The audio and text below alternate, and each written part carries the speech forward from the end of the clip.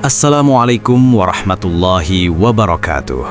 Sahabat seiman yang dirahmati Allah, di antara para sahabat Nabi Muhammad SAW ada satu sosok yang dikenal karena kelembutannya, kesolehannya, serta kedermawanannya yang luar biasa.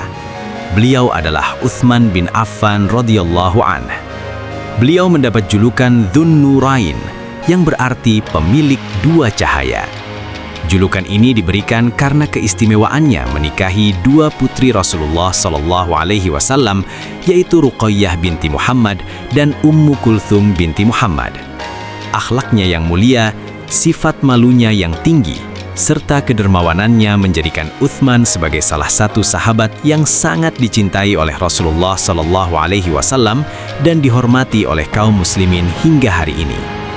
Dalam video ini, kita akan menelusuri perjalanan hidup beliau, mulai dari masa jahiliyah, masuk Islam, hingga kontribusinya yang luar biasa bagi umat Islam. Masa kecil dan kehidupan awal. Utsman bin Affan lahir pada tahun 567 Masehi, sekitar 6 tahun setelah tahun gajah. Artinya, beliau lebih muda sekitar 6 tahun dari Nabi Muhammad. Ia berasal dari keluarga terpandang di Mekah. Ayahnya bernama Affan bin Abil As, seorang saudagar kaya dari suku Bani Umayyah, salah satu suku paling berpengaruh dari kaum Quraisy. Sedangkan ibunya bernama Arwah binti Quraiz, juga berasal dari keluarga terpandang. Karena itulah sejak kecil, Utsman tumbuh dalam lingkungan yang berkecukupan dan dihormati. Dari segi fisik, Utsman dikenal sebagai sosok yang tampan. Tubuhnya proporsional, tidak terlalu tinggi dan tidak terlalu pendek. Kulitnya halus, dan janggutnya lebat. Namun yang paling menonjol dari dirinya bukanlah wajahnya, melainkan akhlaknya. Bahkan sebelum memeluk Islam, Utsman sudah dikenal sebagai pribadi yang bersih dari kebiasaan buruk masyarakat jahiliyah. Ia tidak pernah menyembah berhala, ia tidak pernah meminum khamar, dan ia juga tidak pernah melakukan perbuatan keji yang biasa dilakukan masyarakat saat itu. Menjadi pedagang sukses. Ketika ayahnya wafat, Utsman mewarisi sebagian harta keluarga. Namun, ia tidak hanya mengandalkan warisan itu. Dengan kecerdasan dan ketekunannya, ia mulai mengembangkan bisnis perdagangan. Utsman sering melakukan perjalanan dagang ke berbagai wilayah, termasuk ke Syam dan Habasyah. Karena sering bepergian, jaringan perdagangannya pun semakin luas. Perlahan tapi pasti, bisnisnya berkembang sangat pesat. Tak lama kemudian, Utsman dikenal sebagai salah satu pedagang terkaya di Mekah. Namun, kekayaan itu tidak membuatnya sombong. Justru, ia semakin dikenal sebagai orang yang jujur, amanah, dan rendah hati. Awal mula masuk Islam. Suatu hari, ketika Utsman hendak melakukan perjalanan dagang ke Syam, ia bertemu dengan sahabatnya Abu Bakar As-Siddiq. Abu Bakar kemudian menceritakan kepadanya tentang Nabi Muhammad yang telah diangkat menjadi Rasulullah. Utsman pun merasa sangat tertarik dengan kabar tersebut. Tanpa menunggu lama, Abu Bakar mengajak Utsman untuk bertemu langsung dengan Rasulullah.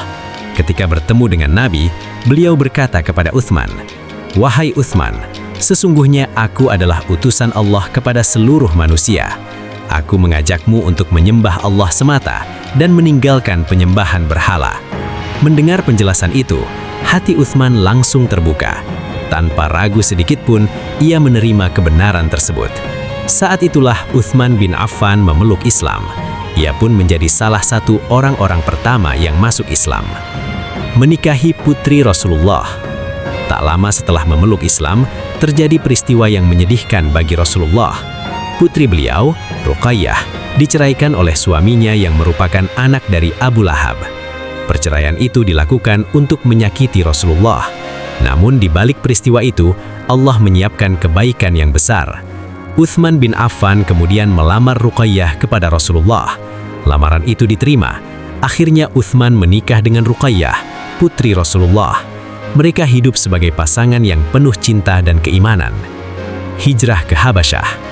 Ketika tekanan dari kaum Quraisy semakin keras, Rasulullah memerintahkan sebagian sahabat untuk hijrah ke Abyssinia atau Habasyah. Utsman dan Ruqayyah termasuk di antara sahabat yang ikut berhijrah. Mereka meninggalkan rumah, harta, dan kehidupan nyaman di Mekah demi mempertahankan iman mereka. Inilah salah satu bukti keteguhan iman Uthman bin Affan. Hijrah ke Madinah.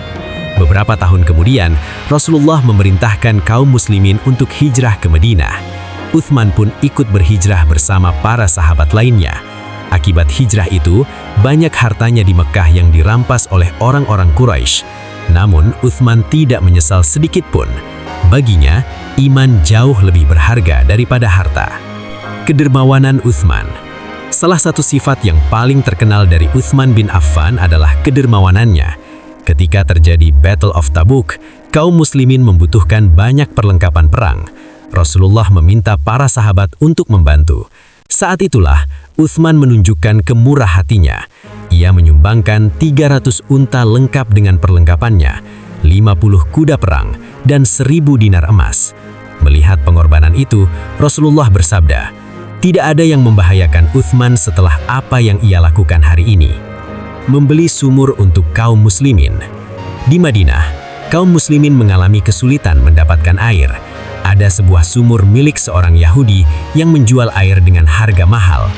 Melihat kondisi itu, Uthman membeli sumur tersebut dengan harga sangat tinggi. Sumur itu kemudian ia wakafkan untuk kaum muslimin.